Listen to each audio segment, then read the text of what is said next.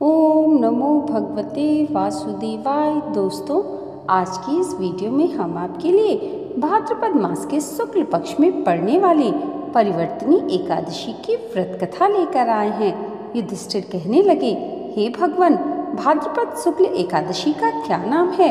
इसकी विधि तथा इसका महात्म कृपा करके कहिए। तब भगवान श्री कृष्ण कहने लगे कि यह पुण्य, स्वर्ग और मोक्ष को देने वाली तथा सब पापों का नाश करने वाली उत्तम वामन एकादशी का महात्म मैं तुमसे कहता हूँ। तुम ध्यान पूर्वक सुनो। यह पद्मा परिवर्तनी एकादशी जयंती एकादशी भी कहलाती है। इसका यज्ञ करने से वाजपेय यज्ञ का फल मिलता है। पापियों के पाप नाश करने के लिए इससे बढ़कर कोई उपाय नहीं। जो मनुष्य इस एकादशी के दिन मेरी वामन रूप की पूजा करता है, उसमें तीनों लोग पूज्य होते हैं। अतः मोक्ष की इच्छा करने वाले मनुष्य इस व्रत को अवश्य करें। जो कमल नयन भगवान का कमल से पूजन करते हैं, वे अवश्य भगवान के समीप जाते हैं। जिसने भाद्रपद शुक्ल एकादशी को व्रत और पूजन किया, उसने ब्रह्मा विष्णु सहित तीनों लोगों का पूजन किया। अतः हरिवासर अर्थात एकादशी का व्रत अवश्य ही करना चाहिए।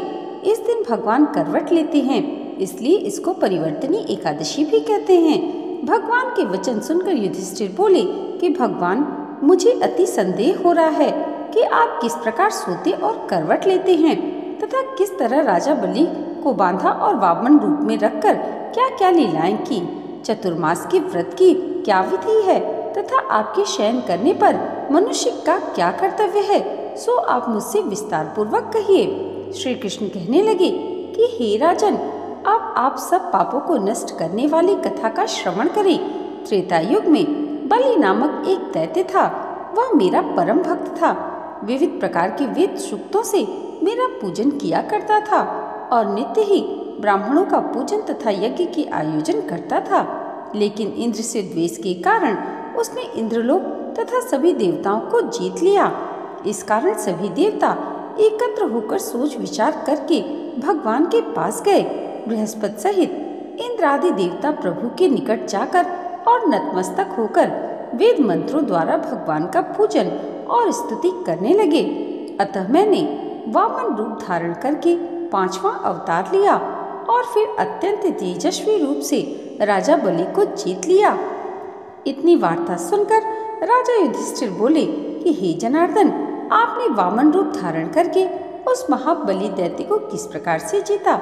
श्री कृष्ण कहने लगे, मैंने बलि से 3 पग भूमि की याचना करते हुए कहा, ये मुझको 3 लोक के समान है और हे राजन, यह तुमको अवश्य ही देनी होगी। राजा बलि ने इसे तुक्ष याचना समझकर 3 पग भूमि का संकल्प मुझको दे दिया और मैंने अपने त्रिविक्रम रूप को बढ़ाकर यहाँ तक कि भूलोक में पद, भूवर लोक में जंघा, स्वर्ग लोक में कमर, महालोक में पेट, जन लोक में हृदय, यमलोक में कंठ की स्थापना कर सत्यलोक में मुख, उसके ऊपर मस्तक स्थापित किया। सूर्य, चंद्रमा आदि सब ग्रह, गण, योग, नक्षत्र, इंद्रादिक देवता और शेष आदि सब नागगणों ने विविध प्रकार से वेद सूक्तों से प्रार्थना की। तब मैंने राजा बलि का हाथ पकड़कर कहा कि हे राजन, एक पद से पृथ्वी, दूसरे से स्वर्गलोक पूर्ण हो गए। अब तीसरा पग कहाँ रखूं? तब बलि ने अपना सिर झुका लिया और मैंने अपना पैर उसके मस्तक पर रख दिया, जिससे मेरा वह भक्त पाताल को चला गया।